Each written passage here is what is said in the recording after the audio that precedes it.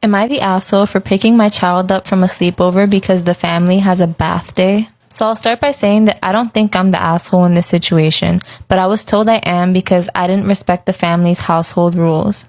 But I'll give a little background before telling the story. I have a son named Jason who's 8 years old, and he has a best friend named Brandon. The boys have been attached at the hip since they were in daycare. Brandon's mom, Ashley, and I are friendly and speak frequently because of the boys. I normally don't let my kids stay over at other places, but I've always allowed Brandon to stay at my home because his mom doesn't have this rule. Not sure if it matters, but the reason I don't allow my children to stay over at friends' houses at this young age is because I feel like at that age, they are still pretty dependent on their parents.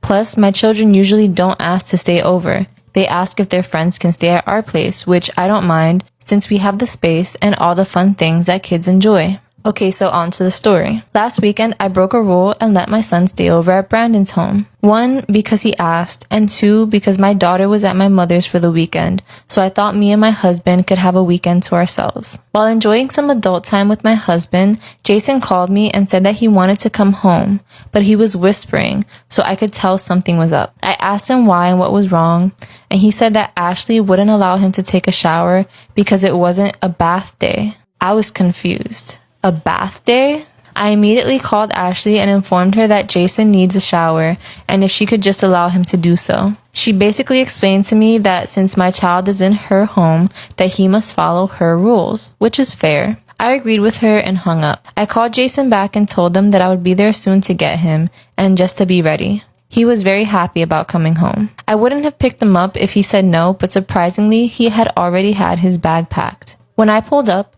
Ashley was outside saying how much of an asshole I was for teaching Jason that he doesn't have to follow other people's rules. I told her that he was uncomfortable and that I'm not going to keep my child in an uncomfortable situation that he doesn't want to be in, especially if I can help. She then told me that she allows Brandon to shower twice a day at my house, even though it's against her rules. So again, I told her that if Brandon had an issue, he never told me that, and that I would have took him home if he was uncomfortable.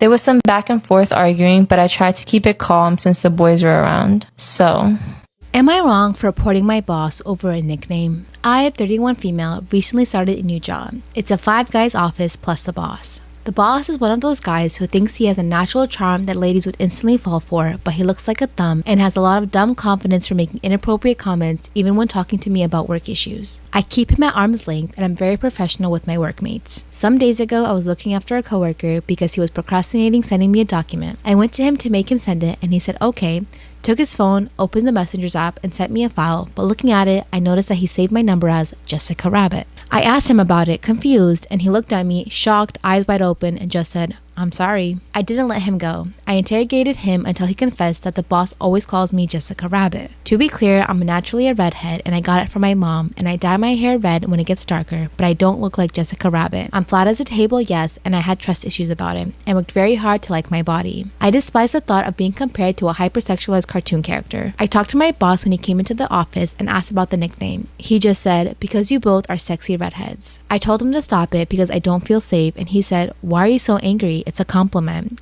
I said it's not and stormed out. I went to HR to do a formal complaint. The HR lady said she'll process the complaint, but that it was worthless because my boss is just like that. I told her that I don't like my boss's attitude and need a warrant to stop. Since then, my boss stopped talking to me, and my workmates say that I'm way too dramatic and don't know how to take a compliment.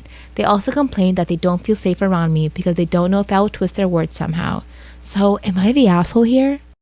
My husband won't stop slut-shaming me because I told him that I used to strip. How do I get him to stop? Disclaimers are not my story time, it's sent me on Instagram. My husband and I have been married for 3 years. We actually got separated at the beginning of this year, and it was actually good for the both of us. My husband's always been a little bit, macho is the way I want to put it. He sometimes has a habit of humiliating me in front of his friends. I actually have a job that pays more than his, and this has always been a problem for him because he feels like he should be the breadwinner. So he basically makes jokes about how I'm the guy in the relationship. Our friends and family think it's totally inappropriate, but I think it's kind of funny. But when my friends explained it to me, it is kind of bad, I guess. I own 2 e-commerce businesses that I run from our house, so I'm essentially home all day. Recently, we decided that we wanted to have kids, so we started trying. Unfortunately, my husband comes from a family where they believe the women should be doing all the cooking and the cleaning. So my husband expects for me to do all of those things. And if I don't, he tells me that I'm a bad wife. He also likes to control how I dress, and he doesn't like me drinking. A few weeks ago, we went to a friend's party and I got a little drunk. And on the way home, I decided to make a confession that I used to be a stripper. Part 2 is up.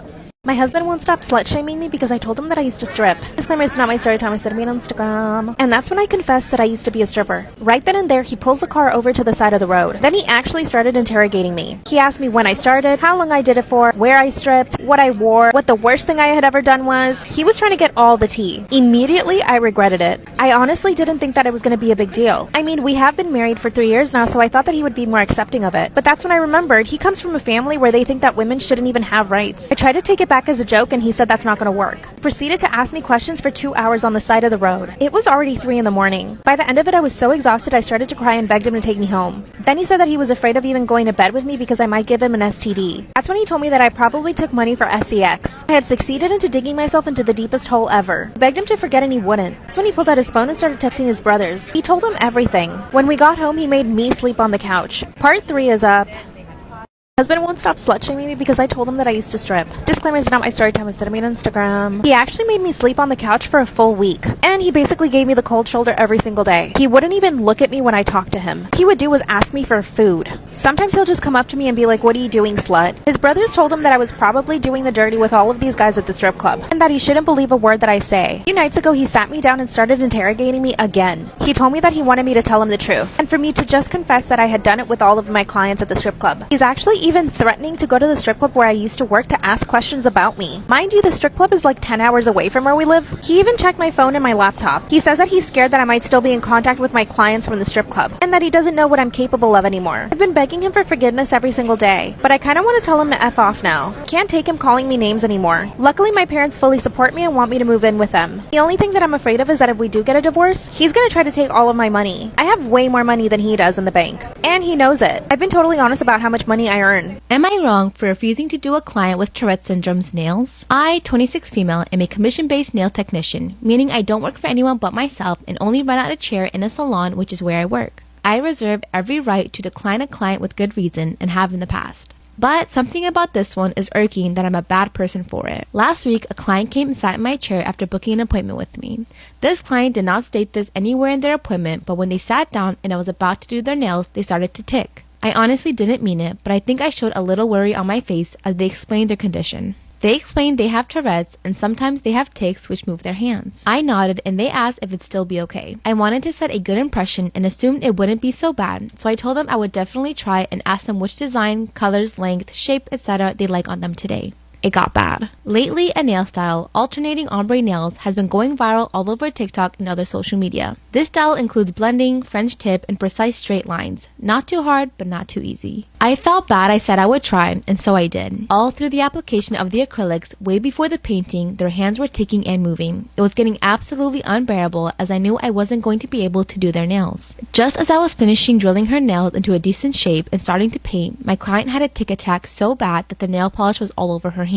I immediately offered to clean it up for them, but they got really flustered and started to cry and sob. I felt uncomfortable, I won't lie. I definitely couldn't continue their nails. I sat the client back down and explained I didn't think this was going to work out and that a more experienced stylist would maybe work for them. I offered them a drink and a refund, but I could see the frustration in their eyes. They started shouting, calling me a brat, a dog, a childish bitch, and then stormed out. Since then, I've been getting non-stop calls from the client's family, friends, and even Google reviews telling me about how ungrateful, selfish, and ableist I am. So, am I the asshole?